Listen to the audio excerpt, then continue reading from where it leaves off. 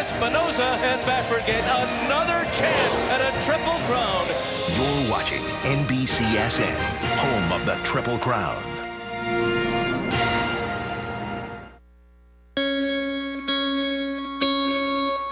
It's a 5-week journey from the Kentucky Derby in Louisville to the Preakness in Baltimore, and finally the Belmont Stakes just outside New York City. 3 races, 3 tracks, 3 distances. Sounds simple enough. Then why so difficult? Why has it been so long? 37 years since the last Triple Crown win. Affirmed and Alidar, heads apart. Affirmed's got a nose in front as they come onto the wire. Damn, I can't believe it. Is this the horse to end the longest drought in Triple Crown history? American Pharoah's run for racing immortality is less than 5 hours away. Will Bob Baffert's personal Triple Crown quest end today? The Hall of Fame trainer denied 3 times on this very stage. Is this the ride jockey Victor Espinosa has been waiting for? Now, just 1.5 miles away from the sport's most elusive prize. The answers revealed today in the Test of the Champion. Older than the Kentucky Derby, older than the Preakness, this is the 147th running of the Belmont Stakes. Affectionately known as Big Sandy, Belmont Park, the largest racetrack in North America. Big crowd, enthusiastic crowd here in hopes of witnessing history this Belmont Stakes Saturday afternoon. And welcome everyone to Belmont Park. I'm Lafitte Pinkai. A much different setting for this 3rd and final jewel of the Triple Crown. There is no torrential rain in the forecast as experienced 3 weeks ago in the Preakness. Instead, a sunsplash Belmont Park. Temperature in the low 70s. Post time for the Belmont around 6:50 Eastern. As we take a look at the field for today's main event, Belmont Stakes, 1.5 miles, $1.5 million a distance. The purse, field of 8, California Chrome faced 10 opponents last year. Post 5 for American Pharoah. Bob Baffert, Victor Espinosa have had a lot of luck with number 5. 3 of their combined 7 Kentucky Derby wins from post position number 5. And now joined by 2-time Belmont Stakes with the jockey Jerry Bailey, Randy Moss. Guys, here we are once again. Yet another Triple Crown bid.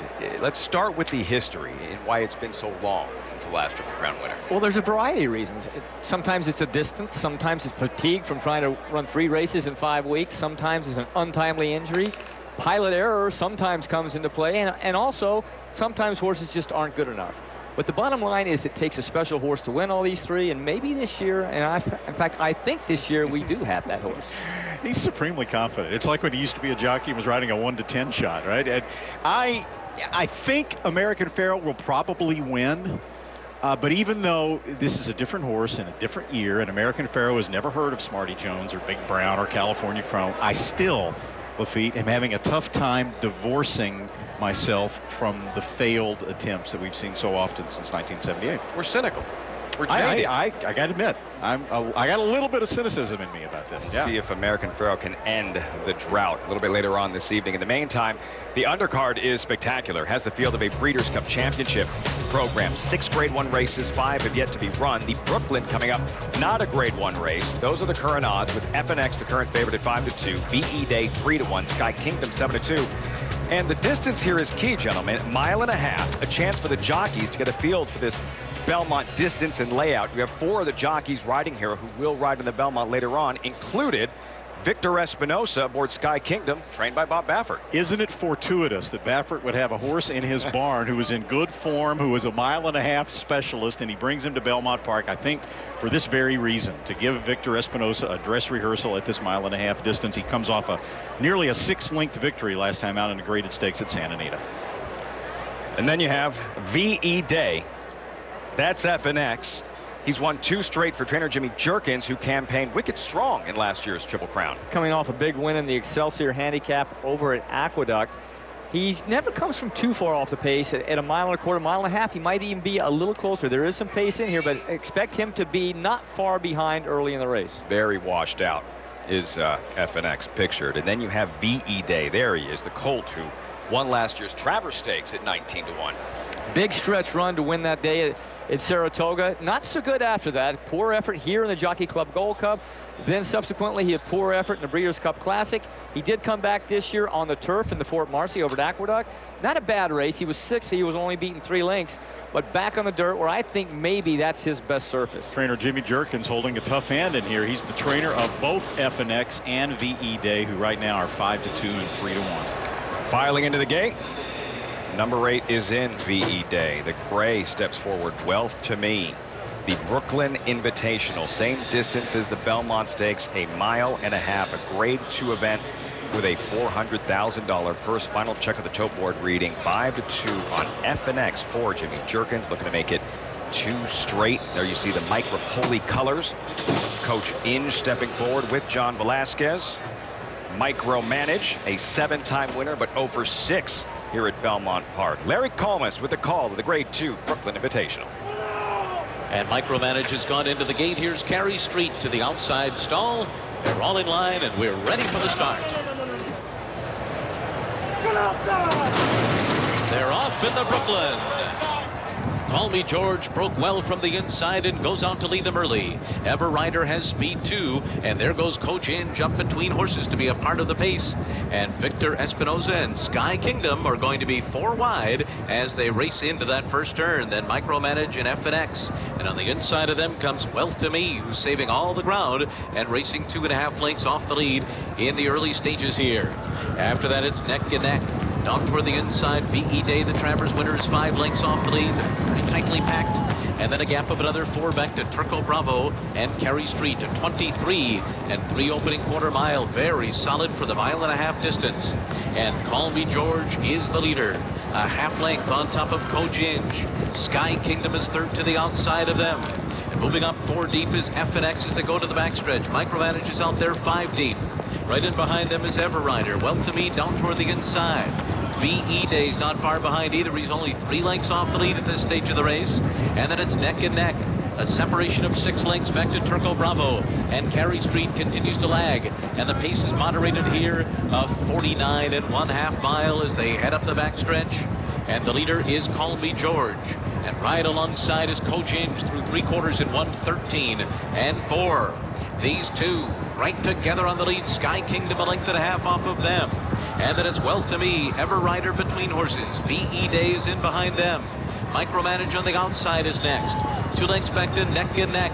FNX has work to do. FNX is about 6 lengths behind and racing on the outside of Turco Bravo as they move around the far turn. Carey Street has trailed so far.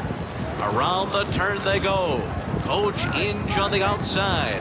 At the rail, Call Me George tries to hang in there. These two right together on the front end. FNX has bolted to the outside fence. FNX has bolted on the far turn. And as they come to the top of the stretch, Coach Inge is the leader. Call Me George is full out to the inside. VE Day is coming now. Sky Kingdom is 4th behind them, and then neck and neck. And here comes the Travers winner. VE Day right up alongside of Coach Inge, who battles him coming to the final 16th. Coach Inge fights on inside of VE Day. These two bob heads down to the line, and Coach Inge did it by a neck. VE Day has to settle for second, and then it was Sky Kingdom and Call Me George. Gutsy, tough, determined Coach Inge repelling the charge of VE Day in the 2015 Brooklyn. Always prominent early in the race under jockey John Velasquez, who won this, getting his second win. He won this on Limehouse in 2005. A tale of 2 trips here. Johnny Velasquez on Coach Inge was always right there close to the pace. VE Day further back in the race, yet they both came down there with a chance to win. Very gutsy race by this horse to fight back. Coming off a 12.5 length win in an allowance race last time out, making his stakes debut. An interesting story too in the name of the horse. Means a lot to owner Mike Rapoli. Jerry Ingenito was a basketball coach when Rapoli was in high school. A legend in Queens at Christ the King High School. Died in January 2013. And Rapoli named this horse after him. And you see the determination and the grit Lafitte's talking about as Coach Inge over the 1.5 miles repels a horse that's got a heck of a stretch kick in VE Day. How does VE Day not go by? And was that more VE Day maybe tiring late, coming up short, or Coach Inge simply digging in, battling back and finding more? No, I think Javier Castellano on VE Day timed his ride just right. Johnny Velasquez just had a little bit left in Coach Inge and fought back.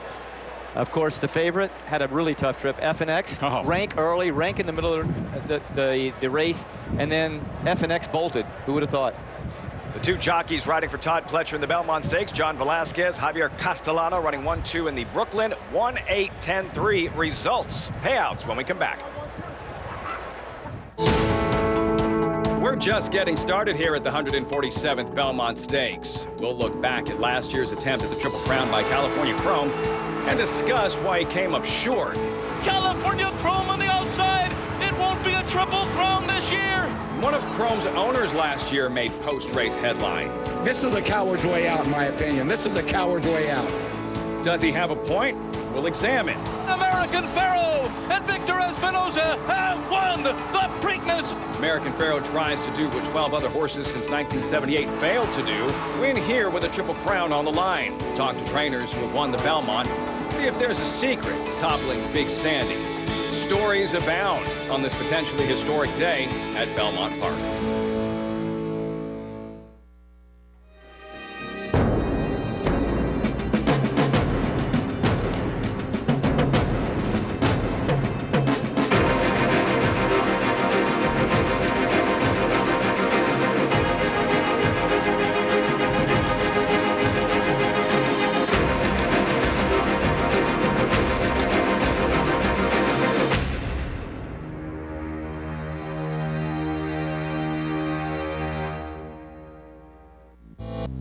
I began my racing career in my home country of Australia. I was having a great deal of success there, but I knew deep down that I had to come to America and challenge myself against the very best. It's the hardest thing I've ever done. But I'm here, I'm winning races, and I believe that's how you become the best. Introducing BetAmerica.com, your new home for legal online wagering. It's time to play the BetAmerica way.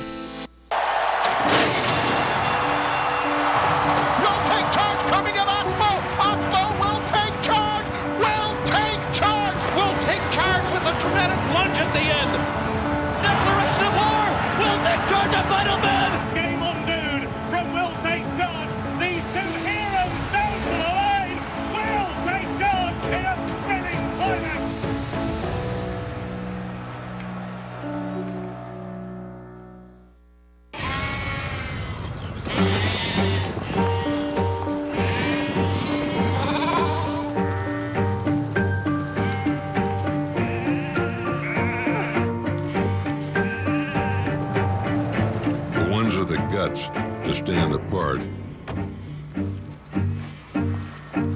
Join a league all their own.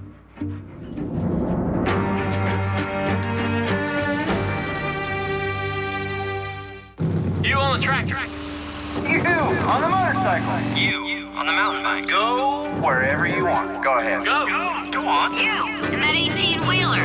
You scaling that mountain. What a great country we live in. Only in America you're free to do whatever you want. And cheer for anyone you want. In the greatest sport in the world. America, start your engines. NASCAR makes its triumphant return to NBC Sports on July 4th weekend. NBCSN's coverage of the Belmont Stakes is brought to you by BetAmerica. Sign up today for a 100% deposit bonus. And by Lanes End Farm. Raining this morning in New York. All clear now. And gearing up for the Belmont Stakes later on this afternoon. Results in for the Brooklyn Invitational. Coach Inge. This is the third win in the Brooklyn for trainer Todd Pletcher. A second for jockey John Velasquez. And by the way, chalk players, you're having a rough afternoon at the racetrack. Favorites are 0 for 6 in the first 6 races this afternoon. Bob Baffert hoping that trend ends before 6:50 this evening. Up next, Grade 1 Acorn. Second of 6 Grade 1 races on the program. 3-year-old fillies running a 1-turn mile. The purse $750,000. It is wide open. The tepid favorite shook up number 8 at 7-2 early on. But the reason 90,000 are expected to attend this afternoon, the 147th Belmont Stakes, as we take you inside the starting gate. Reading right to left on your television screen, the European Moubtahij, 8th in the Kentucky Derby. Number 2, Tail Verve, Gary Stevens seeking a 4th win in the Belmont Stakes. Made from Lucky making his Triple Crown debut, first to 2, Todd Pletcher. And Fermento for Hall of Fame trainer Nick Zito, already a 2-time Belmont winning trainer. 5 through 8. The Derby Preakness winner American Pharoah now 3 to 5. Frosted. Good closing 4th in the Kentucky Derby, 9 to 2. Keen Ice. Kent DeSormo winning the Belmont in 09 with Summerbird and Materiality. 2nd, number 2 for Todd Pletcher. A troubled 6th place finish in the Kentucky Derby. All right, so American Pharoah has already beaten everyone in this Belmont Stakes field at least once, facing those horses coming up in the Belmont Stakes. Guys, what, if anything, separates American Pharoah from the previous 12 horses that have failed on this stage? Well, if he is going to be the one that gets it done since 1978, I think he's got 2 big things in his favor. Number 1 is his patience, and number 2 is his versatility. And both of those were on display in the first 2 legs of the Triple Crown. Let's start with the Kentucky Derby. Remember now, in the Arkansas Derby, he set off the pace for the first time in his life. He was 2nd in that race early. In the Kentucky Derby, a fairly moderate pace, and look how patiently he relaxed in 3rd behind Dortmund and firing line for Espinosa. Then when Espinosa turned him loose around the 2nd turn, he began to creep up on the leaders and just put them away through the stretch. Did he finish all that strongly? No. Was he under heavy pressure from Espinosa? Yes. But he answered the questions, did what he had to do, and showed remarkable patience in winning the Kentucky Derby. All right, here's where the versatility comes in. The flip side is on the inside post on a muddy, stroppy racetrack. Jockey Victor Espinosa rides him hard out of the gate. I mean, really hard, setting him on fire as he goes by the stands the first time. And this is very unique for a horse to be able to be lit up like this by a rider going down the stands the first time, exceedingly fast in the first quarter of a mile. Yet Victor Espinosa was able to give him a breather on the far turn, slow down, and thus you see how much he has left to draw away from his field down the stretch. So important those 2 things are in the Belmont. If he has to use him early, he knows that he can relax him again at any point during the race, and he'll still fire his best shot. And as dominant as he has looked, we said the same thing about Spectacular Bid back in '79. Smarty Jones, Big Brown, they all looked invincible going in, and they were all defeated. Is there anything different now that should give the racing fan who's hoping to see a Triple Crown victory that much more confidence where American Pharoah is concerned? Oh, we've talked about this a lot. I mean, all week long, Jerry and I have been going back and forth on this, and you always made the point, and I think it's accurate. Different horse, different year, different circumstances. You have to take each race individually. You know, it's hard to separate the history, but to a certain extent, you have to. Yeah, well, Randy wonders if he's as good as the horses that previously tried to do this. Which I don't even think like that. Right. I'm just wondering if he's better than his competition. That's all he has to be today. And I think he has been all along. And watching him train since the Preakness, I think he remains on his edge. He might even be peaking coming into this race. And yes, I still think he's 3 lengths better than his nearest competitor. And I can't help but think Spectacular Bid was better than his competition. So was Smarty Jones. So was Big Brown. So was California Chrome. And yet they didn't win. And I have a tough time, Lafitte, separating all that, as we've already talked about. One credential American Pharoah does have going for him. He was a 2-year-old champion. 6 of the last 7 Triple Crown winners, all 2-year-old champions, down to Jay Fridman. Well, Lafitte, one of the common denominators on some of these failed Triple Crown bids, 3 of them, in fact, is trainer Bob Baffert, who missed with Real Quiet, Silver Charm, and War Emblem. Like American Pharoah, they won the Derby and Preakness, but they missed in the Belmont. And because he's had prior runs through this grind before, yesterday Bob Baffert told me that he just decided to take the afternoon off and relax instead of coming back out to the races. Was out this afternoon for the race that we just ran. He said the one thing that hadn't happened yet that was his good luck charm, he said, where are the Jamaican fans that always yell at me? And as we left the paddock, they started yelling at him, and he turned to me and he said, I feel so much better now. The other thing that has him feeling well, all 5 of his children are here for this race today. It's the first time from the previous Triple Crown races that they've all been at a race, so it means a lot to the family today. We'll find out how much it means to Kenny Rice. Thanks, Jay. It is exciting to be here today. It's exciting for Baffert, for Ahmed Zayat, the owner, for Victor Espinosa, the trainer, and thousands of fans that are here hoping that they'll see history today. Of course, that is not a done deal.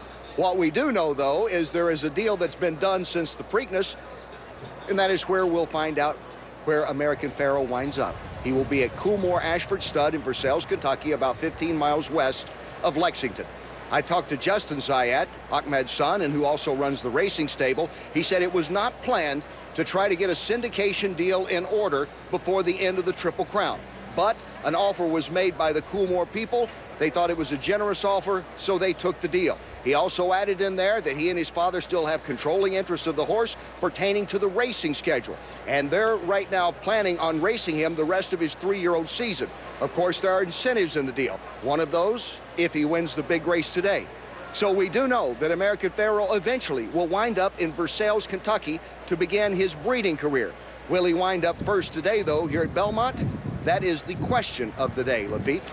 Strike while the iron is hot. As for the hardware, American Pharoah is running for, here it is, the Triple Crown Trophy, a 3-sided Cartier vase, each side representing the 3 jewels of the Triple Crown, unclaimed since 1978.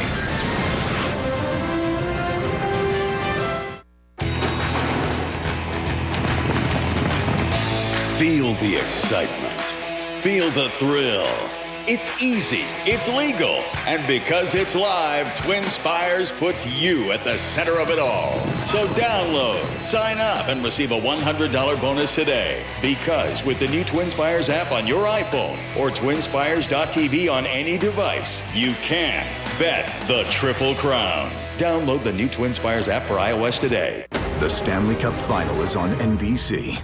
Tonight, Steven Stamkos and the Lightning look to even the series against Patrick Kane and the Blackhawks. Game 2, tonight, following the Belmont Stakes on NBC. Welcome to Montreal, where a date with destiny means avoiding a rendezvous with the Wall of the Champions. The Formula One Canadian Grand Prix, live tomorrow, 2 Eastern on NBC. Coverage presented by Jaguar. Do you find yourself in a job you're not passionate about? You need the Link. The Link is Lincoln Tech, America's technical institute. Lincoln Tech delivers an advanced education for advanced careers in the transportation, automotive, diesel repair industry, and the skilled trades. It is the link between a dead-end job and something meaningful you can do the rest of your life. Classes near you are starting soon. The link to your future awaits. Get started today. Call or go online and search Lincoln Tech. Get your adrenaline flowing and bet live horse racing with TVG. I won $350. It's safe and legal. Sign up now with promo code 150bonus for a $150 deposit bonus. Win anywhere with the TVG app. I can be in the bank, waiting in line, make a wager. It's that easy. I wait while my wife is shopping. I just open up my phone, I make a bet, and we're both happy. Bet in just 2 taps. The app is so fast, it's tap, tap, boom. Download the TVG app now. TVG's app gives me everything I need to win. I downloaded the app. I can bet anywhere, anytime. Just 2 easy taps and my bet is in. Watch and wager on over 150 tracks worldwide. Sign up with promo code 150bonus to get your $150 deposit bonus. Act now. It's so much fun. I'm watching the races on my phone and I'm screaming at it. Download the TVG app on the App Store or sign up now at tvg.com.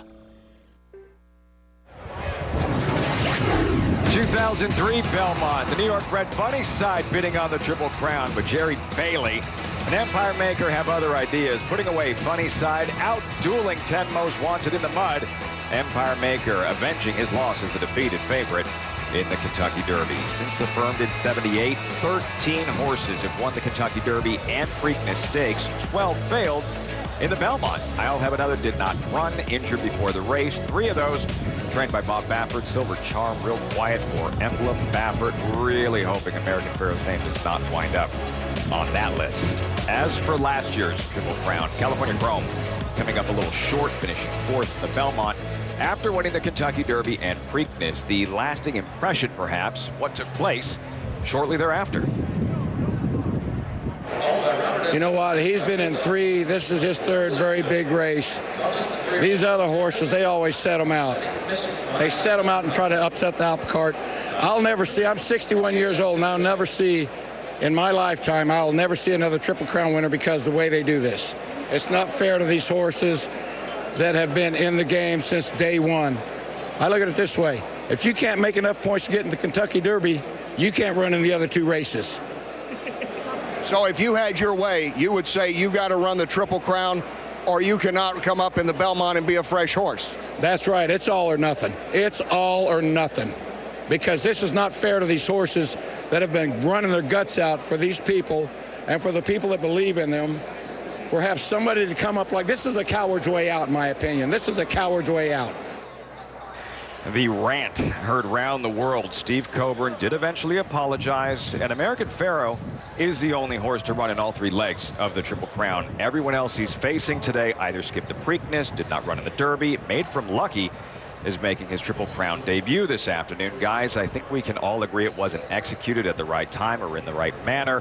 But the point Steve Coburn was trying to make, did it have any validity? He turned from Wilford Brimley into Yosemite Sam. Was that what we were all saying at the time?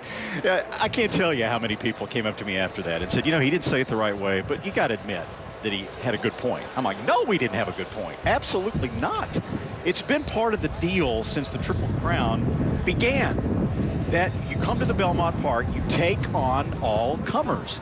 That's part of the gig. That's part of what makes it so tough. The 11 horses that have swept the Triple Crown, exactly half of the horses they ran against in the Belmont didn't run in both the Derby and the Preakness. The coward's way out would be to change the Belmont to make it easier for the horses that win the Derby and the Preakness.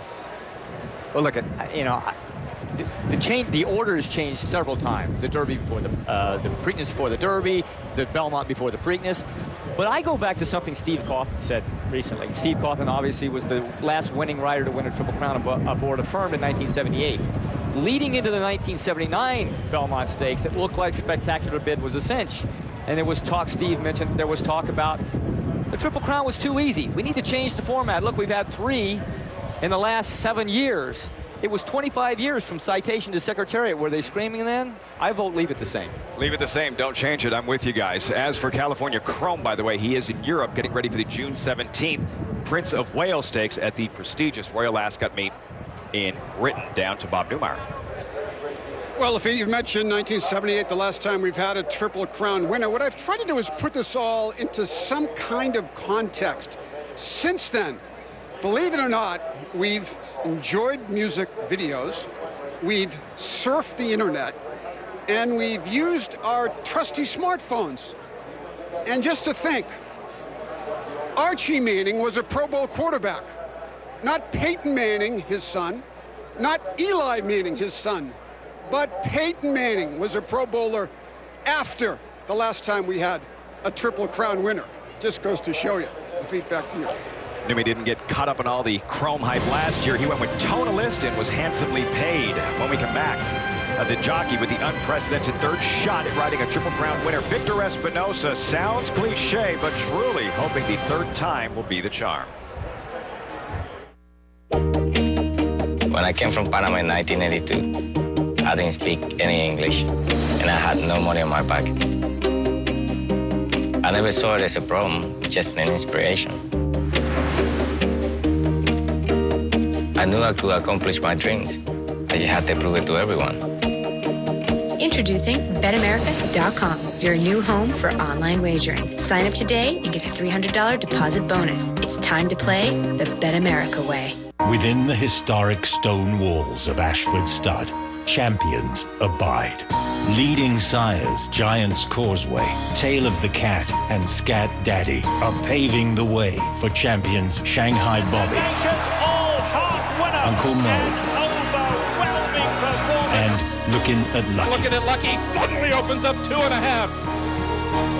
Coolmore America, home of champions.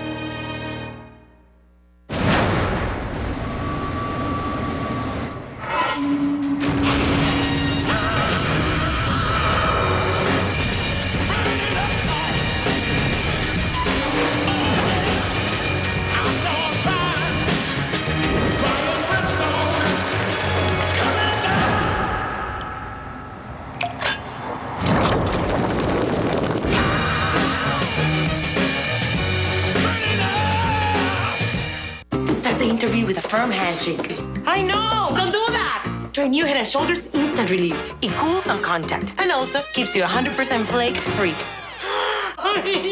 Try new Head & Shoulders Instant Relief for cooling relief in a snap. Dads who would do anything for golf deserve a store that would do anything for dads. Visit Golfsmith for the best Father's Day gifts at the guaranteed lowest prices. Golfsmith, anything for golf. I began riding races at 11, took out my jock's license at 16. My dad always told me to work hard and have fun, and the rest will take care of itself. Turns out my old man was right, believe it or not, and I think about it every time I get legged up on a horse. Introducing BetAmerica.com, your new home for online wagering. Sign up today and get a $300 deposit bonus. It's time to play the Bet America way. Victor Espinosa, welcome back, everyone. This is 2002. Aboard War Emblem bidding on the Triple Crown stumbled. We saw the biggest upset in the history of the Belmont with Sarava.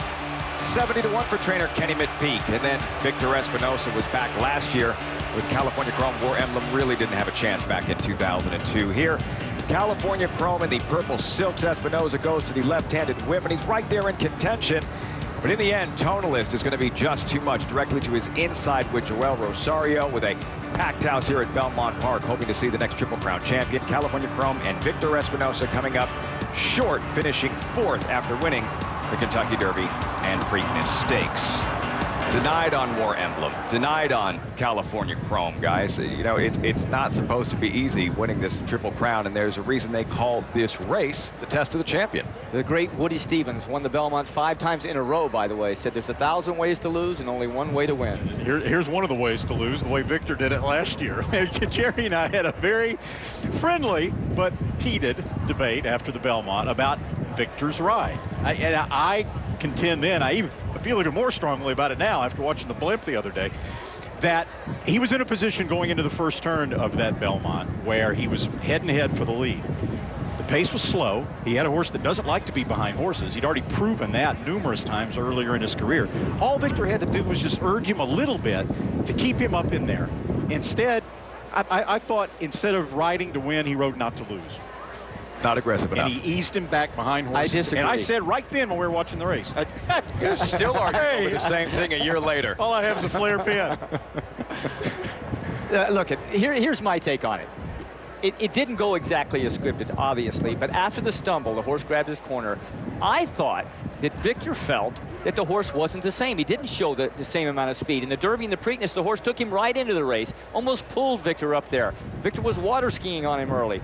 Not so in the Belmont Stakes. So are you going as a jockey to force it that early in the race? I think not. I think he would have been crucified had he forced California Chrome to the lead. Another thing, had he gone to the lead, the pace would have been much faster than it was ultimately. Target on his back, they're all going to chase him. So Victor was dead no matter what he did. So with being so out of horse, do you think Victor was surprised that being behind horses, catching dirt in his face, then going 5 wide, he was beating a length and 3/4? Well, but my point is, had he changed, had he gone to the early lead on the inside, he would have gone much faster. It would have been the same result. The same result. A year later, still arguing, still debating. Down to Jay Pribbin. Well, it's been 37 years now going into this Triple Crown bid since any horse has won the Triple Crown in racing. But if you think that's a long time, how about 45 years? That's how long it was in baseball until Miguel Cabrera of the Detroit Tigers won the Triple Crown in 2012.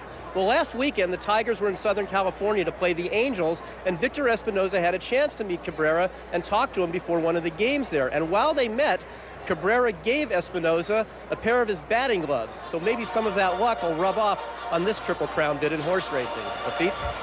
And then there's this, Jay. Victor Espinosa, of course, who came to New York hoping to make history by winning the Belmont Stakes and the Triple Crown. Well, he ended up on the front page of the local tabloids today. Welcome to New York, all right. We'll be back with much more here. We're sticking around for the post parade, but there's the headline there. Woman claims 2-time Triple Crown hopeful is engaged to her daughter. They're rated for just the right day. Belmont Stakes Saturday, as the horses are on the track for the upcoming Grade 1. Acorn, 3-year-old fillies, $750,000 is the purse. And a look at Victor Espinosa aboard Ocean Wave drawn inside. Ocean Wave, a 7th place finisher last time out in the Kentucky Oaks. This time, trainer Wayne Catalano will add blinkers on. Number 2, Wonder Gal with Gary Stevens. Gary Stevens rides him. He won this race back in 1997. He gets on for Leah Giamatti and Jeff Treadway. Together, they won this race last year with sweet reason. Number 3, By the Moon. Most of her recent races have been around 2 turns, but trainer Michelle Nevin says that she believes that By the Moon is a better horse around 1 turn. Hence, they're running her here in this 1-turn mile in the Acorn. Number 4, Calamity Kate. Ridden by Monmouth Park's leading rider Paco Lopez, owned by George and Lori Hall. Kelly Breen's the trainer. They know something about long shots. They won the Belmont Stakes in 2011 with Ruler on Ice, who paid $51.50. Number 5, Bar of Gold. A New York-bred filly who's run against nothing but New York-bred competition. On the other hand, she's 3 for 3, and the winning margins total 16 lengths in those 3 victories. Number 6 is Carolina. Trained by Todd Pletcher, won this race a couple times. John Velasquez, the jockey, they both teamed up to win this race on Cotton Blossom back in 2007. Number 7, Condo Commando. She's the expected pace setter. Jerry and I both liked her in the Kentucky Oaks. She set the pace but faded that day to finish 9th. Number 8, Shook Up. Coming out of an awesome second place finish in the Kentucky Oaks, a lovely Maria. She won't be far off the pace. Number 9, Promise Me Silver. A perfect 8 for 8. The biggest test of her life last time in the 8 Bells at Churchill Downs. This an even bigger test this afternoon. Number 10, Light the City. Ridden by Irad Ortiz Jr., trained by Karen McLaughlin, who will saddle Frosted later in the Belmont Stakes. Number 11, Miss Ella. She is 2 for 2, including a win in the Beaumont last time out at Keeneland. Trainer Graham Motion told us the other day he thinks Miss Ella could be special. And finally, to the far outside, Danzatrice. Ridden by Trevor McCarthy, trained by Cathal Lynch. Never run at Belmont Park, but trainer Lynch brought her in to work over Belmont Park about a week ago, so she has had experience here. Trevor McCarthy, who spent his 21st birthday riding in his first Preakness Stakes a couple of weeks ago. As for the riders involved in this Grade 1 Acorn, Mike Smith rides the undefeated filly Promise Me Silver, 8 for 8 to this point. Today, the acid test. Gary Stevens aboard Wonder Gal. Hall of Famer last won this race 18 years ago. Victor Espinosa rides Ocean Wave. Later, a date with Destiny aboard American Pharoah.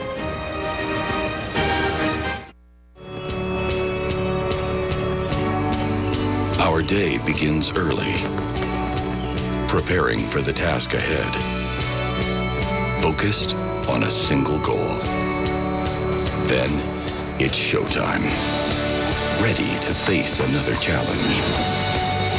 And while victory may be uncertain, you can always bet on us to be at our very best. We believe in possibilities. We're about getting things done, challenging traditions, and starting a few of our own. You see, we find new ways to do things. We like our way of living and taking care of. ExpressBet Mobile. ExpressBet is your way to play.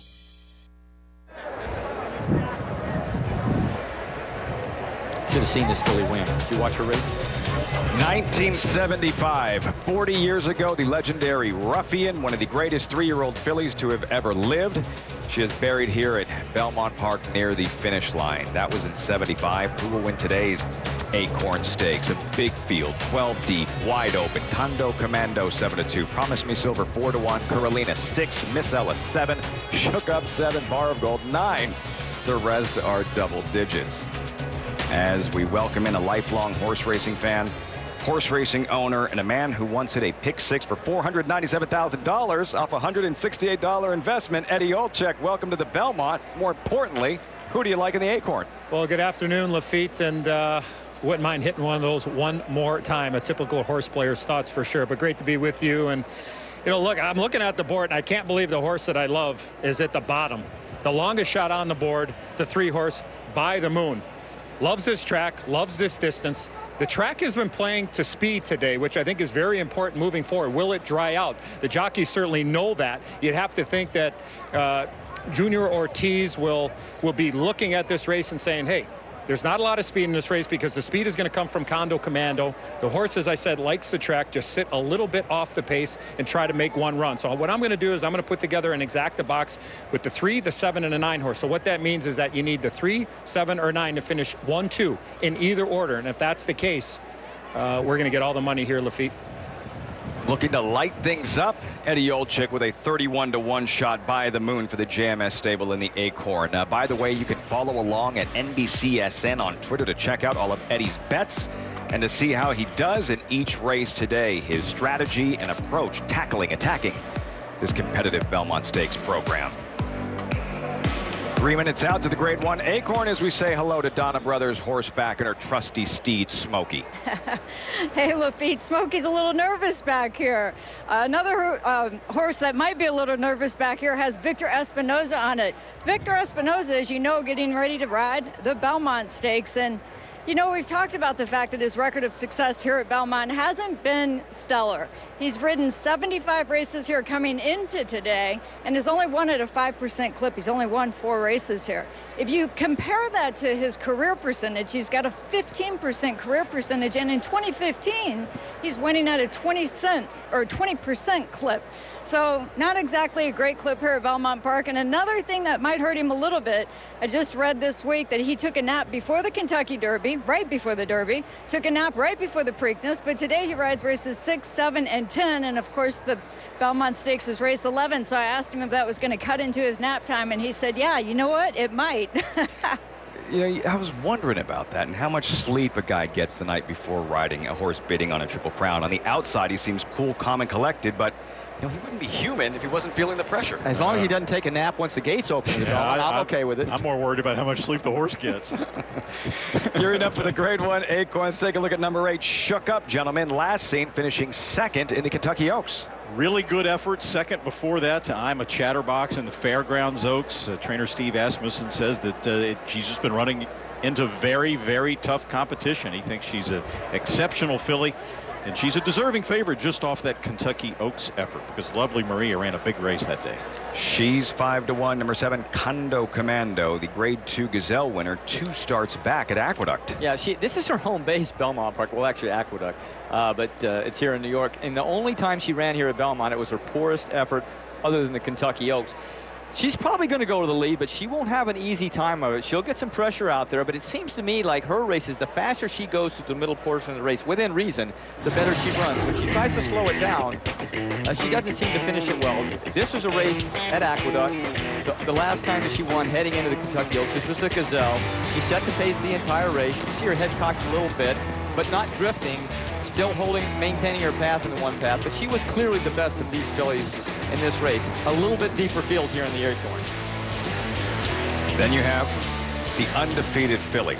Number 9, Promise Me Silver, the 8th win of her career. She's 8 for 8. The 8 bells at Churchill Downs, Kentucky Oaks Day. Isn't that something, that record? I mean, she just does everything that's asked of her. In here, Mike Smith will ride her for the very first time. In all of her previous races, either Robbie Alvarado or Cliff Barry have been in the saddle, and Promise Me Silver should be sitting a good trip in second right behind Condo Commando. Last time out in the 8 bells at Churchill Downs, that race was at 7 furlongs. She ran 3 wide around the turn, 5 wide at the top of the stretch, and yet she still mowed down the toughest field she had ever faced to that date. Trainer Brett Calhoun said that was going to be a real test for her. Well, now the water gets just a little bit deeper. This was a Grade 3 race. The Acorn today is a Grade 1 stakes. The proverbial acid test this afternoon. Promise Me Silver. Mike Smith riding long shot Fremento for Hall of Fame trainer Nick Zito in search of Smith's 3rd win in the Belmont Stakes. Moving into line. As we check the toe board, it is still wide open with a 3-1 current favorite in Condo Commando. There goes Calamity Kate, 33-1. Number 11, Miss Ella, loaded with ability but light in experience. Yeah, kind of hot right now. Not to be dismissed, though. She's had 2 races, 2 wins. The second win was in a stake race off a maiden race. That's very difficult to do, so she's obviously got some talent. Prestigious race, historic, ruffian, Sky Beauty, inside information. Just a few of the champions that have won on this stage. It is post time for the 2015 Grade 1 Acorn. 3-year-old fillies going to 1-turn mile. The purse $750,000. With the call, the voice of the Triple Crown, Larry Colmes. And the last couple of runners moving into line. Carolina has taken her position in the gate, waiting just for Danza Trice to take up the outside stall. And we will be ready for the start for the 85th running of the Grade 1 Acorn. Still out, fellas. Danza Trice goes in. They're all in line, and we are ready for the start.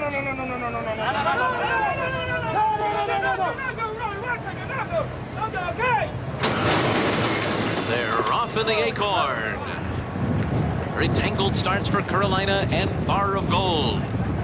It was a sharp beginning for Miss Ella, who goes out to take the early lead. Danzatrice on the outside. There goes Promise Me Silver now with a rush on the far outside, and she's going up to the front and going for the lead right now on the outside. By the Moon is running in fourth early on. And then it's Calamity Kate, followed by Condo Commando. Carolina's going by horses, and now she's all the way up into fifth. And then it's Wonder Gal, Bar of Gold shook up in behind them, followed by Like the City and Ocean Wave at 22 and 4 first quarter. And now they're moving into the far turn. Promise Me Silver is the leader by a neck. Miss Ella second to the inside. The undefeated fillies are 1-2 on the far turn. By the Moon, a length and a half off of them. A ground-saving run for Wonder Gal. Calamity Kate, Carolina next on the outside. Danzatrice's under a drive. Then Bar of Gold and Condo Commando. The half was in 45 and 2/5 seconds as they round the far turn. It is Miss Ella to the inside, and here comes By the Moon, a big long shot, and she runs up to take the lead at 30-1 as they turn for home in the Acorn. It is By the Moon. She has opened up a 3-length lead. Carolina's next, and then comes Wonder Gal to the inside. They're into the final furlong. And it is By the Moon desperately trying to hold off Carolina and Wonder Gal. The three of them coming down to the line. Here's Carolina. Carolina and By the Moon. Carolina did it. Over By the Moon. Wonder Gal was third, and Danzatrice was fourth. Perhaps a sign of things to come for trainer Todd Pletcher. Has 2 horses in the Belmont Stakes in here. A victory in the Grade 1 Acorn. Carolina in a thriller over long shot By the Moon, trying to steal this $750,000 stakes race. What a finish, gentlemen. This New York bred filly, 3 in a row for 2 out of 3 for Todd Pletcher, coming off a huge win in an allowance race here, giving John Velasquez his 4th winner in this race, and Todd Pletcher his 3rd. Always prominent, sitting back there, letting the speed develop. Promise Me Silver took off after Miss Ella early in the race, setting up a pretty hot pace. It looked like Wonder Gal was home and free, and showed a lot of courage, did Carolina, to run him down. I tell you what, this race was a mess right from the start. A horrible start for 3 or 4 of the horses, maybe more in this field, including Promise Me Silver. She broke very poorly from the gate, then rushed up to set the early pace, and a fast early pace, so no surprise that she didn't have much gas left by the time they got to the top of the stretch. Eddie Olczyk rooting hard, obviously, for By the Moon as they turn for home, and it looked like Edzo had it here at the 8th call. But she looks like she's home. Jose Ortiz goes to the right hand. By the Moon now just starting to tire. Carolina in the Eclipse Thoroughbred colors on the outside lengthens her stride with John Velasquez and able to nip By the Moon in the shadow of the wire. 6-3, 2-12 in the Grade 1 Acorn, down to Donna Brothers. John, congratulations. 3 wins in a row for this filly. What a nice race from her today. Beautiful horse. She's done everything right today. We got killed out of the gate, and I thought our chances were compromised right from there. I put her to the clear. She got a little bit rank in the back stretch as soon as I got her to the clear, but then she settled really well, and she came running down the lane. When you got bothered out of the gate, did you have to go to Plan B, and that was something that you weren't sure she could do? Plan D. I said, well, I'm going to be far back. I better keep it back here. But as soon as I put her in the clear in the back stretch, she got a little bit rank on me. It's like, oh, I should have keep it cover up. But she ended up real asking her on the turn and gave me a nice movement around the turn, and when I asked her down the lane, she finished really well. John, 2 wins for you already today. As we look forward to the Belmont Stakes, you ride Materiality. You look with Materiality like the one horse who has the best chance to hook up with American Pharoah early. What is your plan in that race? Well, I'll tell you what, my instructions is to come out there running. So if the American Pharoah needs to lead, he's gonna have to come out running hard enough for him to get the lead. You weren't on Materiality in the Derby because you rode Carpe Diem for Todd Pletcher. He broke a step slow. Do you know if he's done any sort of a gate work with him since then to try to get him to break quicker? It's kind of strange for him because he's never done that before, and one of the things that happens in the Derby, Derby's a Derby, and a lot of horses, he waited there for a long time, and probably that's what kind of step slow, and when you step slow, then to get in the Derby, a horse that doesn't have that much experience, so that's what happens. All right, good luck to you. Hopefully you won't have to go through plans A, B, C, and D today, John. Yeah, thank you very much. All right, Lafitte. Plan D works to perfection. He also had Wonder Gal and Gary Stevens leaning on her and Jan Velasquez as he was going by Carolina in deep stretch. By the way, Shook Up is being tended to on the track. She is standing on all fours, but currently being tended to. Much more on her shore lead. Let's go back to the start of the race, Randy. It was messy, Jerry. It was very messy. As you see, Carolina here from post position number 6 also Promised Me Silver, the horse to her inside by, or rather, Bar of Gold. Right here. Number four, Calamity Cape breaks out, squeezes number 5, Bar of Gold first, and then Carolina out the back early. She's last. She's always been prominent in most of her races. Very, very patient ride by John Velasquez just to pick him up a little bit at a time. But there's still some wild stuff going to go on. The gray filly, number 8, Promise Me Silver, is going to take off. Whoop, clips heels right there. Shook Up just clipped heels as well. Yeah, the 8, the gray in the middle right there. The heavy favorite Shook Up and Robbie Alvarado. And Alvarado right there, his feet are out of the irons. His right leg is out of the irons on the favorite Shook Up as he just now reaches down and puts the foot back in the irons. That had to just completely disrupt. Plus now she's on the track and they're tending to her. So disastrous for her. And wild addition to the Acorn down to Jay Pridman. Well, I'm here with Dr. Keith Latson. He's the on-call veterinarian for the American Association of Equine Practitioners. Can you give us an update as to Shook Up's condition? Sure, she's walking fine. She's got a laceration on the back of her right front ankle, but again, she's walking fine, got onto the ambulance. She's going back to the barn to be checked out. Just put her on the ambulance as a precautionary measure. So from a precautionary measure, as you say, so does that mean at this point it doesn't look serious? It doesn't look serious, minor injury. Okay, thank you very much for the update. Any update regarding Shook Up's condition, we'll pass that along. In the meantime, the win here, and Carolina in the Eclipse Thoroughbred Partners for trainer Todd Pletcher. Back-to-back rated stakes wins on the Belmont Undercard program for Pletcher, winning the Brooklyn and striking here with Carolina, out-dueling the long shot by the moon. Carolina with John Velasquez, Todd Pletcher with a fist pump. 2 down, 1 to go. Materiality made from Lucky in the Belmont. Check out NBC Sports Live Extra, available online on mobile, tablet, and connected TVs with Live Extra. You can watch a live stream of today's race with alternate camera angles, including one dedicated to American Pharoah. Check out all the social media surrounding the Belmont. Plus, get your horse name. Go to NBCSports.com/extra for more. Aerial coverage provided by Goodyear. The odds-on favorite for superior performance. Goodyear, more driven. Gorgeous aerials and scenics over Belmont Park here in Elmont, New York on Long Island. And a big crowd on hand for the 147th Belmont Stakes. And how about Carolina in her graded stakes debut, in her grade 1 debut? She gets wiped out at the start and still talented enough with enough moxie to unleash that closing kick. Eddie Olczyk not happy about it. Had By the Moon, who runs the race of her life at a huge price, but not enough to hold off Carolina in the Acorn. Coming up next, 22nd running of the Grade 1 Just a Game Stakes. Older fillies and mares running a mile on grass. Turf course listed as firm. The purse, $700,000. The defending champ is back. Coffee Click at 7-2. Ball Dancing 9-2. Tepin 5-1. Discreet Mark 6-1. Filimpi J1. Deep edition of the Longines Just a Game Stakes.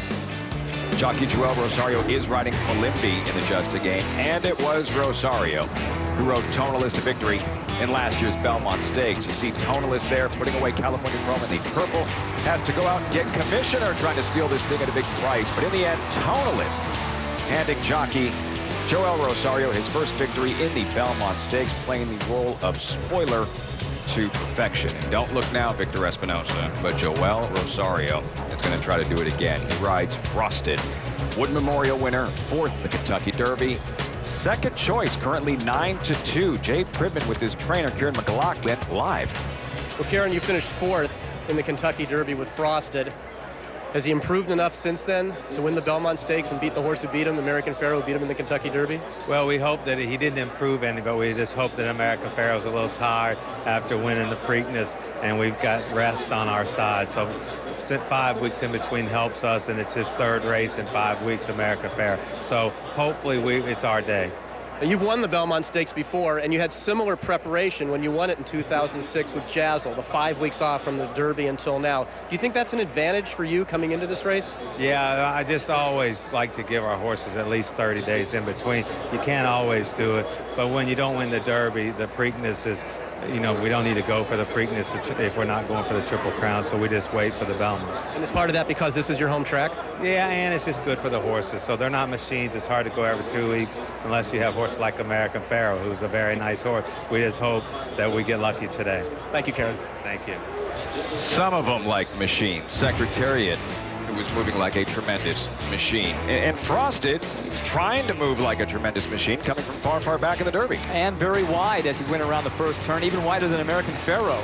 Actually, on both turns, he lost ground, running the complete distance further than American Pharoah. It was a slow pace as well by Derby standards, so it's harder for a closer as far back as Frosted was to close the ground, but he did a valiant effort, finishing fourth. Big race. I think Karen put it right. He doesn't expect a huge amount of improvement, but just run the same and hope American Pharoah doesn't improve. And Kieran also made the case for spacing out the Triple Crown races more. He said if you don't win the Kentucky Derby, why run in the Preakness? If there was more space between them, you wouldn't have guys running in the Derby, skipping the Preakness and waiting for the Belmont. How big of an advantage is that? The last 13 runnings of the Belmont Stakes, 12 have been won by horses that did not run in both the Kentucky Derby and the Preakness. 7 of those 12 ran in the Derby, skipped the Preakness to wait for the Belmont, just like Frosted and just like Materiality and others will be doing today. In a perfect world, what does Joel Rosario, Kieran McLaughlin want to see early on in this Belmont Stakes to give Frosted the best chance to be effective? Well, there's a couple of things he doesn't want to see. He doesn't want to see Frosted wide on both turns, so Joel Rosario is going to have to try to save some ground on the first turn. They're big sweeping turns, and for a rider around these turns, you don't realize how much ground you're losing because you almost forget you're turning. They're so sweeping. So Joel Rosario has got to get him in on the first turn, save a little ground, maybe on both, but at least on the first, and hope that Materiality softens up American Pharoah through the middle portions of the race, which helps a closer. The turns aren't tighter here than they are at Pimlico. Not hard. Park, no. Joel Rosario trying to become the first jockey since some guy named Pinkai to win back-to-back editions of the Belmont Stakes. Back again to Jay Fridman. Well, Joel Rosario's agent is Ron Anderson, and 1 week ago today, Anderson had quadruple heart bypass surgery at a hospital about a half hour from here. He was released from the hospital just a couple of days ago. He's back resting at home at his place not far from here at Belmont Park. Now, he's one of the most respected agents in the game. He's had a lot of success over the years. In fact, my colleague Jerry Bailey can tell you a little bit more about that. Yeah, thanks, Jay. Ron Anderson was my agent from 2000 until I retired in 2006. He previously had Gary Stevens. He had Garrett Gomez after me. He had Chris Antley as well. So you can see his stable of jockeys was pretty prominent. The reason is the amount of effort and work Ron Anderson put into his game. He's also one of the smartest agents in the business, and that's why he's been known as the man who runs racing, and that moniker is deserved, believe me. Ron, I saw you Tuesday. You looked really good for what you went through. Continuing to improve, and we love you and miss you, buddy. All the best to super agent Ron Anderson. When we come back, much more from Belmont Park. The Just a Game in 28 minutes, 6:50 Eastern post time for the 147th Belmont Stakes. Be right back. Every season, we wait. We wait for greatness. Wondering if the next one will be the extraordinary one. But it's more than greatness that we wait for. It's the chance to be part of something larger than us. For one, it's the 4th chance in 14 years to finally capture the one that got away. For another, perhaps the 3rd time is a charm in the chase for the most elusive title in all of sport. It's a magnificent story that's being written, the last verse to be penned in the fading sun at Belmont Park. And it just might be a storybook ending. American Pharoah and Victor Espinosa have won the Kentucky Derby. American Pharoah and Victor Espinosa have won the Preakness. Will the tale conclude with the rise to the throne that has eluded every contender for 37 years? Only a mile and a half stands between American Pharoah and immortality. They're off in the Belmont Stakes.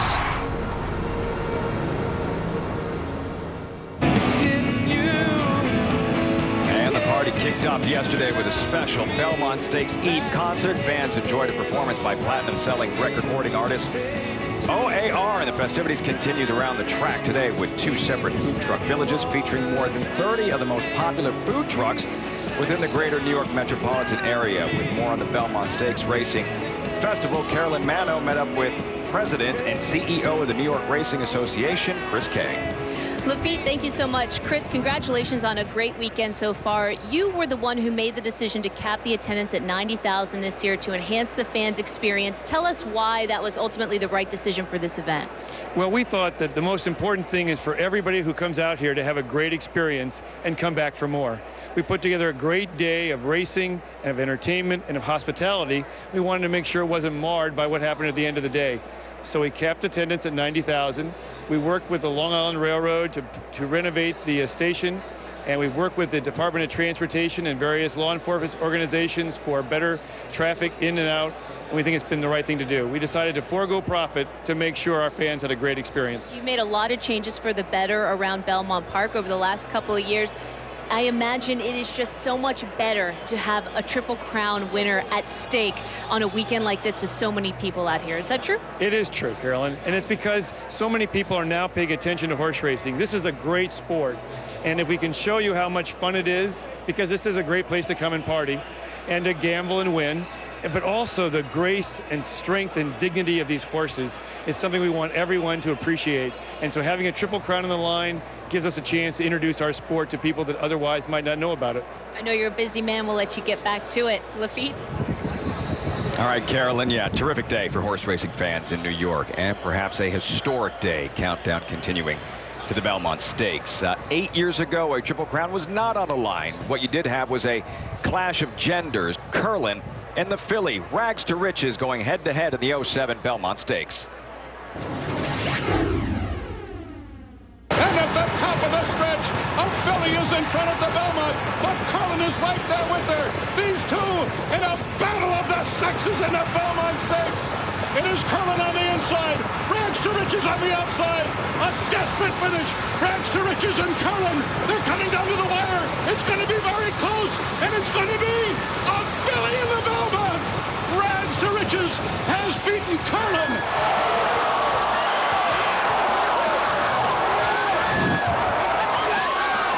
Most animated I've ever seen Todd Pletcher. Wasn't that excited when he won the Derby in 2010. Pletcher's first classic, the filly Rags to Riches. The first filly to win at Belmont since 1905. Pletcher's been a force in the Belmont ever since, finishing first or second in 5 of 8 since 2007. His 2 wins, the aforementioned Rags to Riches and Palace Malice. Back to the Belmont field. Pletcher with a pair in this year's Belmont. Thought he'd have 3. No Carpe Diem. Made from lucky number 3. Good news, he won the Peter Pan. Bad news, he's been drilled twice by American Pharoah. And Materiality to the outside. Troubled 6th place finish in the Belmont. And, or in the Derby, I should say, Materiality. And we go back to the Kentucky Derby and all that trouble experienced by the Florida Derby winner. He had absolutely no chance at the start. I mean, this is a horse that likes to be up on the lead, and you can see there he completely missed the break. Todd Pletcher theorized that maybe from post 3 had to stand in the gate too long, he just kind of fell asleep, and now he's back at the back of the pack. So it was no surprise around the far turn, Jerry, when it looked like Materiality was going to finish last. Yeah, well, he probably won't have any, almost certainly won't have any traffic trouble today in the Belmont at 1.5 miles with an outside post. You can see him. This is what leads you to believe that he might be effective today in the Belmont. The way he keeps coming. This is not a what can you do in the last 3 furlongs blinding finish. The Belmont, it's steady. As long as you keep coming, and he certainly did it here. He comes from almost last to finish 6th. Made from lucky in the Peter Pan. Lafitte, you mentioned he's been drilled twice by American Pharoah. The closest he got was 6.5 lengths. The next time you met him, he was beaten 9 lengths. Realistically, I don't think he can make up the difference. He's another one that better hope American Pharoah has an off day. To Jay Privman, live with Todd Pletcher. Todd, Materiality, one of your 2 horses in this race, has kind of the same pattern of your previous 2 Belmont Stakes winners, running Kentucky Derby weekend and then being off for 5 weeks. How's he done in the 5 weeks since his 6th place finish in the Derby? He's trained very well. We've had 3 quality breezes over the track, and we're hoping that will play in our favor. Is he the kind of horse who you're worried about the break because of how he came out of the gate at the Kentucky Derby? Well, we want to ensure he comes away cleanly. I mean, I think for 2 reasons. 1, to make sure he comes away cleanly, and 2, we can't let American Pharoah have an easy lead. So we want to come out, establish some pace, and then hopefully get into a good rhythm from there. Now, Made from Lucky, he's running in a Triple Crown race for the first time. Earlier this year, though, he ran twice against American Pharoah and was beaten by him. Do you think he's improved enough since then to give him a run for his money? Well, we think he improved over the Belmont track. You know, the Peter Pan was his best race so far. He seemed to handle the turns really well here, better than he did at Oakland. I mean, we need him to improve, and we need American Pharoah to come back a little bit. Maybe, you know, being the third race in 5 weeks for American Pharoah will even things out a little bit. Now, you've acknowledged this week that there's a virus that's gone through your barn. Are you at all concerned about how it might impact either of these horses? Sure, we're concerned. These horses have been, knock on wood, extremely healthy, have shown no symptoms, and we're having a good day with 3 wins so far. So, you know, it mainly affected some other starters that we would have had. So those horses were scratched, and you're going with the ones that are good? Right, they just never entered, actually. Great, thanks, Todd, very much. Todd Pletcher, all-time leading money-winning trainer in history, in search of his third Belmont Stakes victory, out to spoil the American Pharoah Triple Crown party with Made from Lucky and Materiality. Much more from Belmont Park. 18 minutes out to the Grade 1 Just a Game Stakes as our coverage continues on the undercard of the 147th Belmont Stakes. It all started with a dream. A dream to be the best. Legal online wagering. It's time to play the Bet America way.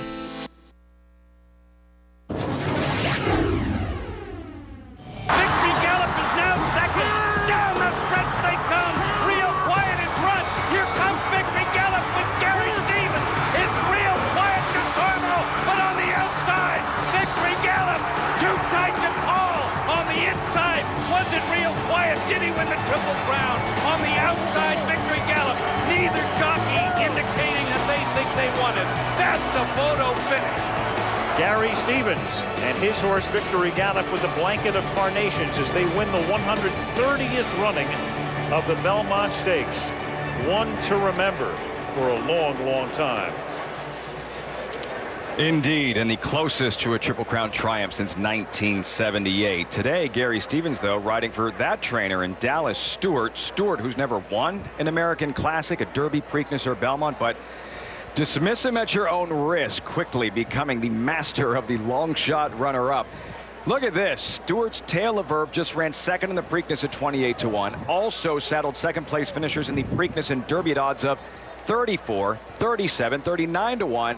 Not to mention engineering the biggest upset in the Kentucky Oaks history with Lemons Forever at 47-1 9 years ago. And Stewart's back at it in the Belmont. Back to the field, Tale of Verve, number 2, currently 18-1. Joel Rosario opting to ride Frosted makes sense.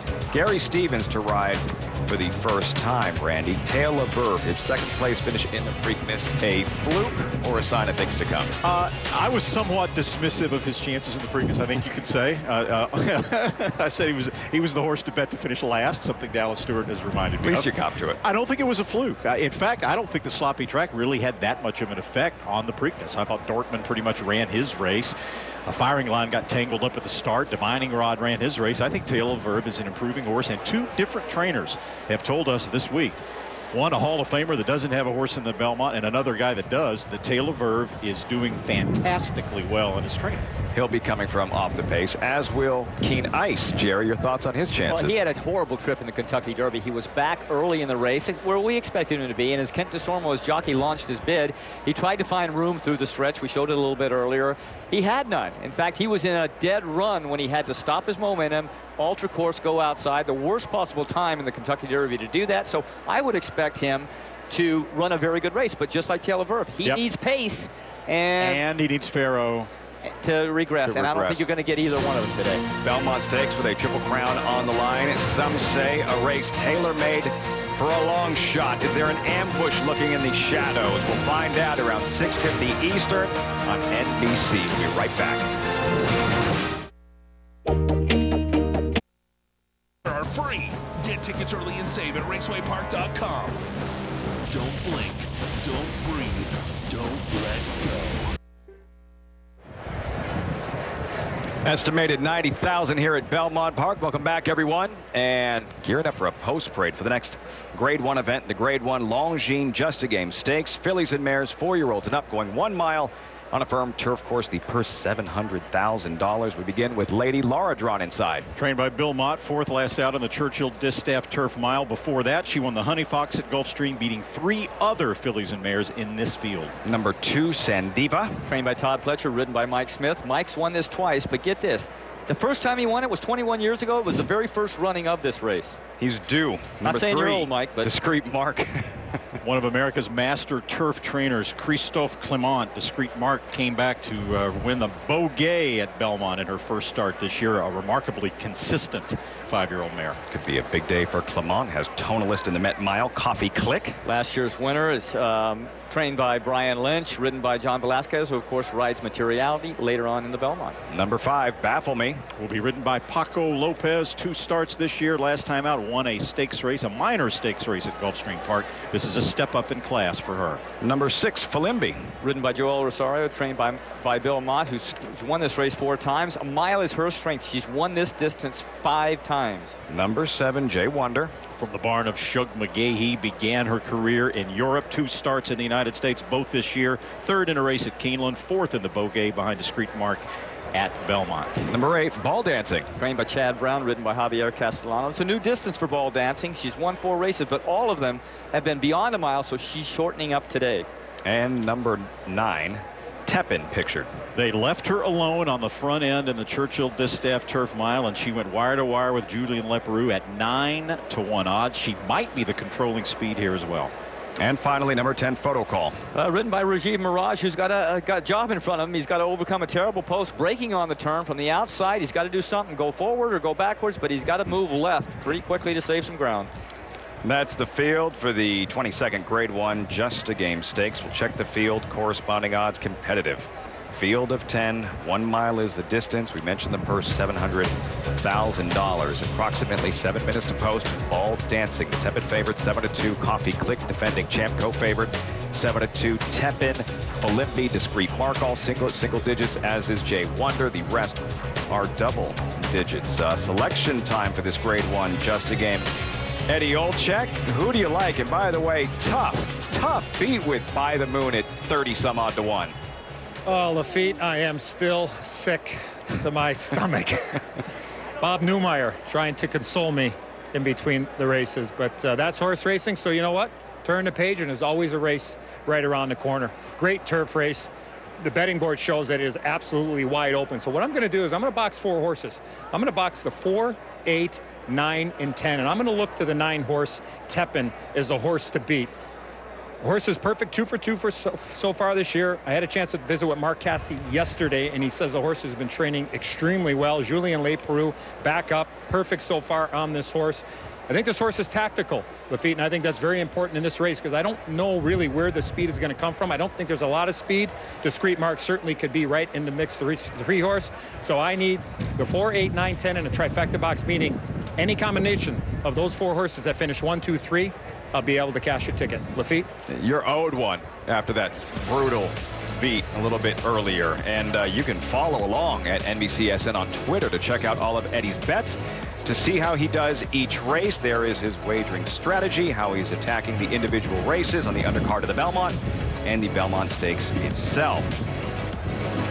When we return, the star jockeys trying to win the Just a Game. Javier Castellano, date later with Made from Lucky in the Belmont. First, riding Ball Dancing here. John Velasquez aboard the defending Just a Game champ Coffee Click. Joel Rosario, he pilots Frosted in the Belmont, last year's Triple Crown spoiler, to ride Filimbi in the Just a Game.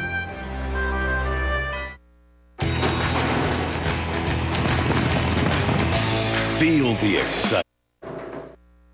Udall's original did it. Stanley Cup final continues tonight on NBC. Jonathan Taves and the Blackhawks take on Steven Stamkos and the Lightning. Game 2, Blackhawks Lightning coverage begins tonight following the Belmont Stakes on NBC. The Stanley Cup final, part of NBC Sports Championship season. Let's check in with Carolyn. Thanks very much. Here with John Resnick and Robbie Takak from the Goo Goo Dolls. You guys are going to be performing this afternoon. We're excited to have you. I know, Robbie and John, you guys have performed at horse races before. You are completing your Triple Crown sweep now. Is that right? That is correct. Today is going to be our our Triple Crown. So you played the Derby, you played the Preakness. What appeals to you about playing these sorts of events? Well, one thing, it's just a completely different crowd for us. A lot of people get to see the band, you know, that probably haven't in the past, and it's just part, you know, it's a great event, man. It's historical. And the sports history of it all, and also New York having such a rich musical history, it must be special to be here in front of a crowd like this, to play where other, you know, legends have played, as we've been waiting an eternity, it seems, for a Triple Crown winner. Yeah, you know, it's always exciting to get out in front of a crowd like this, because like Robbie said, it's so different than, you know, our audience, you know, and you know, it's nice to be part of like just a crazy historic event like today. It's going to be amazing. So can I get pics from you guys? Are we on the American Pharoah train? Oh, sure.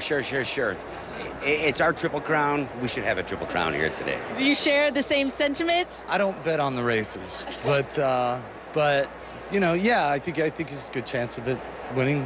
Why not? You know. All right, you heard it here first from the Goo Goo Dolls. If it happens, give them the credit.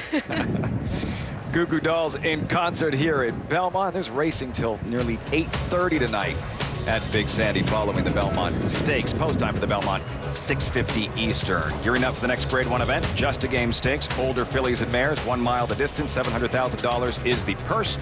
Ball dancing, the lukewarm favorite, currently 3-1. And we're going to start with her ball dancing. Winner of the Grade 1, Jenny Wiley at Keeneland. Yeah, in that race, she was a little aggressive through the middle part of the race, even though she won. It's really not what you want to see as a trainer or even a rider on her back. So the theory was Chad Brown, shorten her up to a mile. We're going to watch her winning this. And she wins actually with authority. She draws off through the stretch. She was laying third down the back stretch and around the turn, but she got real strong. And it was all Javier Castellano, her jockey, could do to slow her down. And so her even though she wins, her finish is somewhat diminished. So the theory is you shorten her back up. The pace should be faster, and she wouldn't have to be fought. It would naturally outrun her, and she could settle in behind a quicker pace. But there is no pace today. I mean, there's a couple of fillies that'll be in front of her, but it will not be a very fast pace. So it could be the same issue for Javier Castellano on ball dancing. Number 4, Coffee Click, defending champ, trying to become just the second back-to-back winner of the Just a Game. Yeah, it was a nice win last year for Coffee Click. It was her 3rd win in a row. She ran at Churchill Downs in that Churchill Distaff Turf Mile that so many of these horses use, I don't want to say as a prep, but as a preliminary race coming into this one. And it looked like at that point that she was really going to be at the top of her game. There was a fast pace in last year's Just a Game. They went the first 6 furlongs in a minute 10, and that enabled Coffee Click to come from 4th place in a 9-horse field, mid-pack, just get up at the wire to win by a nose. The problem was that was her last race of the year. She had bone bruising after that, so they had to turn her out. She's had 2 starts this year, a 3rd and a 2nd, just now getting back to her best form. John Velasquez looking for another Grade 1 win on the afternoon. Here's Discreet Mark. Big roan out there on the track and out to avenge her defeat to Coffee Click. In this race last year, she finished 4th as the favorite. Yeah, trained by Chris Clement, who trained Tonalist last year to win the Belmont Stakes. She's going to be the other filly with Tepin up close to the early pace, but it won't be fast. She did the same thing that Tepin did in her last race. She went to the lead, went really slow, and was able to hold on because she had so much energy left for the stretch. But with 2 of them wanting the same kind of game, something's got to give. I think she probably takes the lead. She's got a great shot, I think. If not, she won't be far off of it. And then probably it's a 2-horse race trying to sprint away from the rest of the field. This is going to be such a fun race. These fillies are so evenly matched on paper. And it will be very tightly packed because the pace will not be fast. So the front runners will have a slight advantage. The guys coming from behind will have to look for a seam to run through, and there won't be a lot of them. Strange results today. We're still looking for the first favorite to actually win a race here on the undercard of the Belmont. Yeah, how about that? That's the essence of really good races. You got a lot of good horses that are pretty closely bunched in talent and get good finishes. Edzo went with Tepin. I stuck with Falimbi, number 6, 6-1. There's Baffle Me trying to pull off an upset. I'll take Discreet 29 to 1. You like Discreet Mark, yeah, Jerry? I'll take Discreet Mark, 7-1. I would like her too. Discreet Mark as well. Larry Coleman with the call, Grade 1, Just a Game Stakes, live from Belmont. And just waiting for Photo Call to take the outside stall here under jockey Rajiv Barrage. Photo Call going in, and they're all in line. Wait a minute. They're off in the Longines Just a Game. Photo Call started well from the far outside. Discreet Mark, though, is going to go up and grab the early lead. And going with her is Coffee Click. Discreet Mark and Coffee Click to set the pace. Tepin is third to the outside. Sandiva's tucked in and running in fourth along the rail. And then it's Philimbi, followed by Ball Dancing and Photo Call on the far outside. Lady Lara's after that.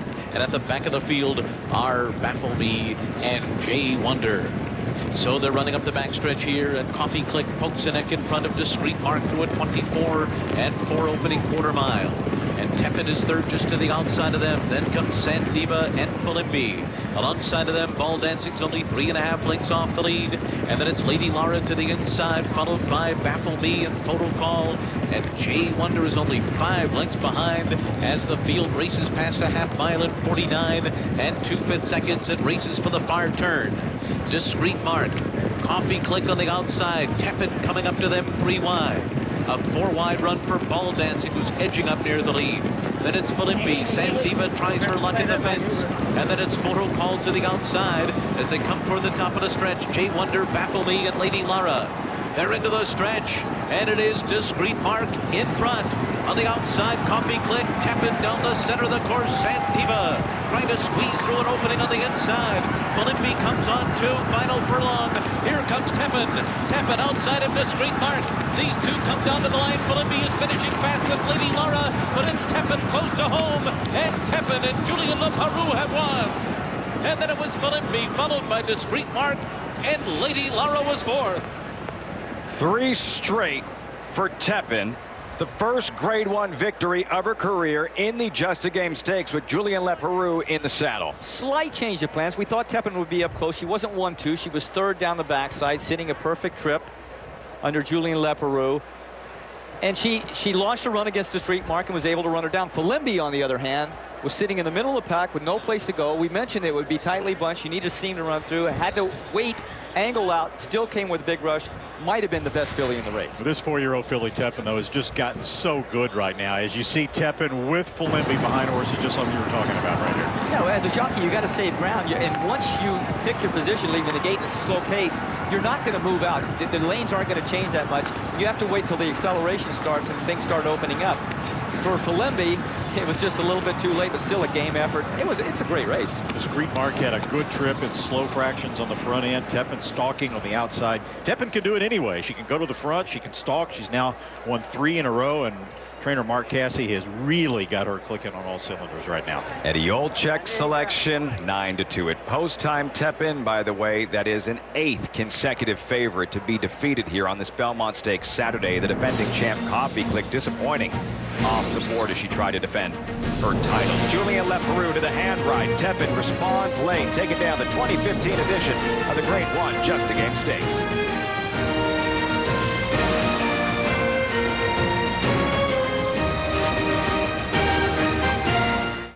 I've got a to-do list and 5 acres of fresh air. Top 3 tools: hammer, screwdriver, front loader. Happiness is a drive over mower deck. A John Deere dealer can teach tractors to anybody. In the right hands, an iMatch Quick Hitch could probably cure most of the world's problems. That's how we run, and nothing runs like a Deere. John Deere is a proud sponsor of the Breeders' Cup.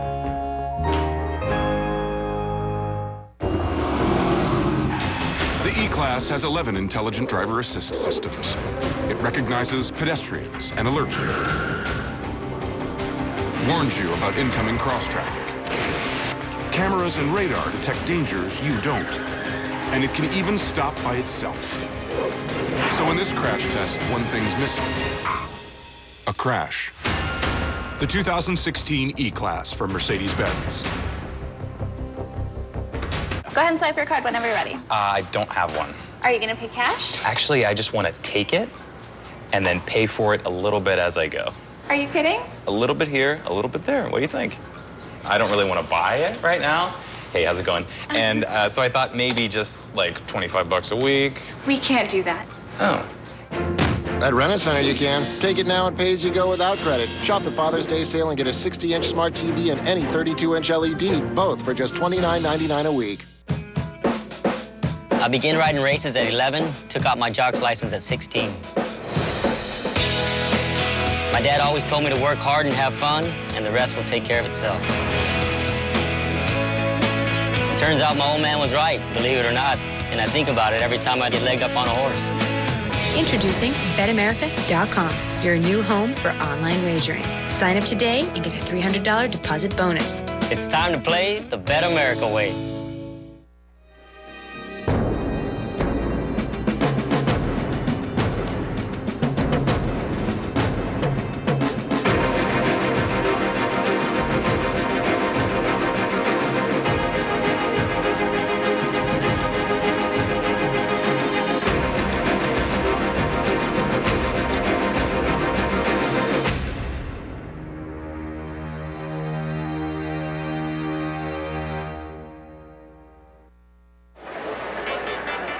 Welcome back to Belmont Park. Results available for the Longines Just a Game Stakes.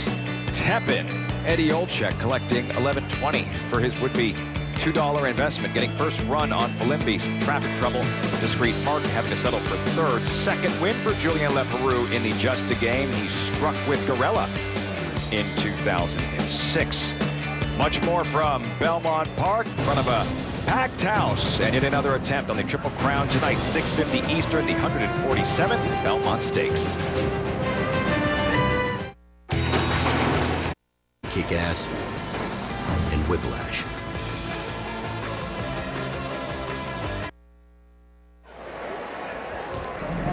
All summer long, the world's top thoroughbreds compete for a spot in the richest event in horse racing. The Breeders' Cup Challenge Series continues at Churchill Downs next Saturday, 8 Eastern on NBC/SN.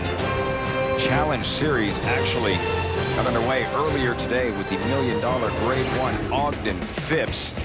You'll remember this filly in second, Untappable. She was the favorite going in, but look out for Wedding Toast for Godolphin Racing. Also the owners of Frosted, trained by Kieran McLaughlin.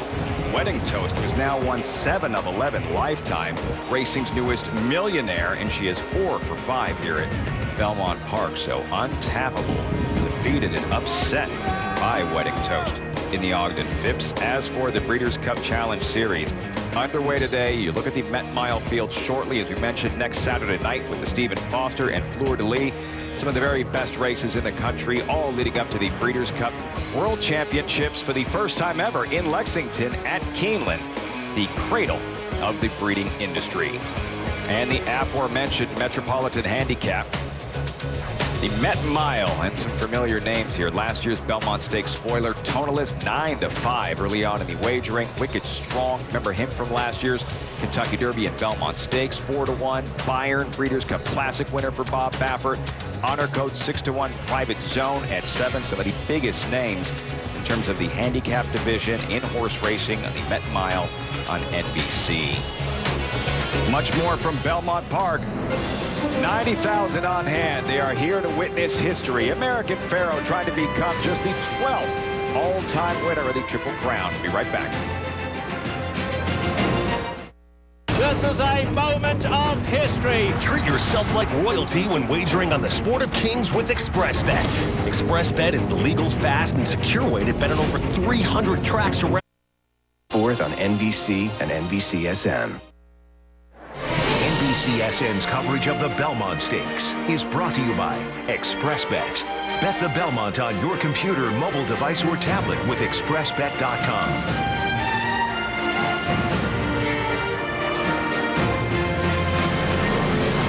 33 minutes to post to the Grade 1 Met Mile. Private Zone drawn inside is 7-1. Eddie Olczyk standing by with his part owner, Denny Savard, NHL Hall of Famer and ambassador to the Chicago Blackhawks.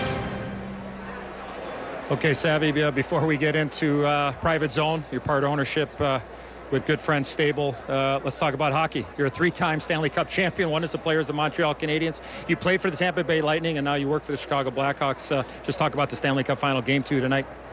Well, it's been great. I think the pace is going to increase as the series progresses here. You know, the first game kind of feel each other out, and Tampa came out pretty strong. So I would expect Tampa to come as strong as they did last game. So Doc's going to have to be ready. Well, let's talk about Private Zone. This is a special horse, obviously. Renee Douglas, the man in charge of Good Friend Stable, permanently disabled jockey. Just talk about Renee and what he's been able to do with this horse, with everybody involved in the ownership.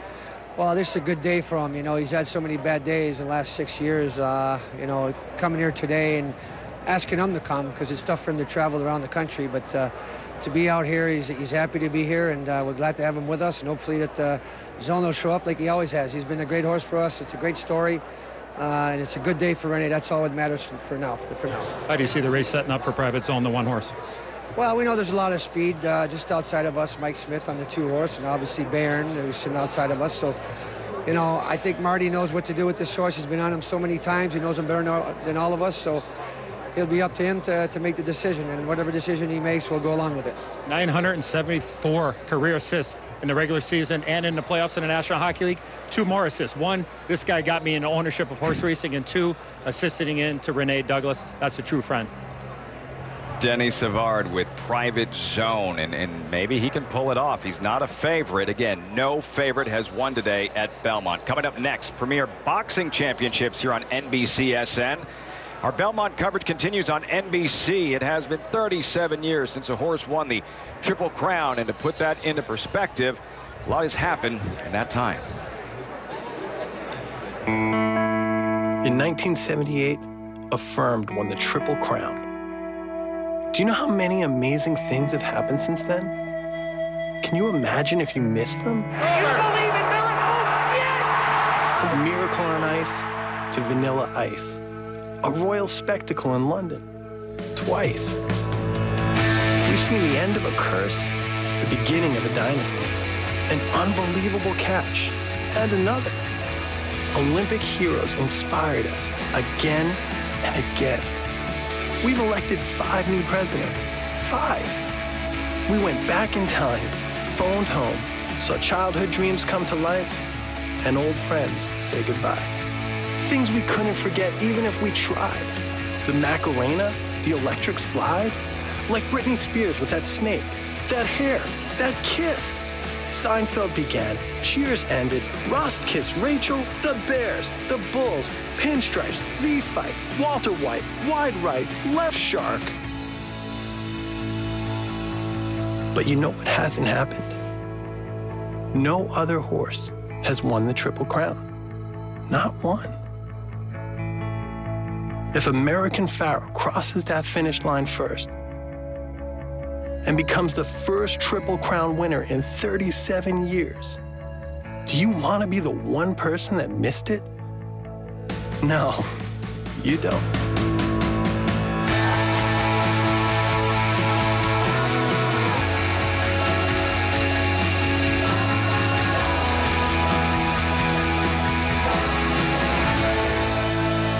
Do not miss this.